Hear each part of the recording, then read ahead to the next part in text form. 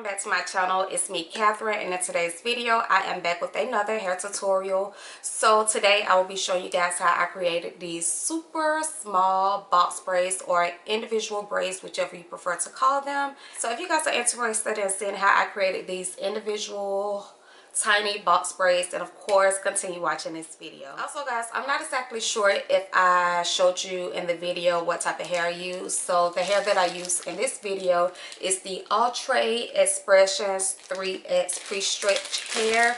So I used 2 packs of these. Well, not exactly 2 packs because I still have this little section here left that I didn't have to use. I purchased 2 packs of this hair for $4.99 each, and each pack comes with 3 different sections, and I believe this is 42 inches. So yeah, this is the hair that I used in the video.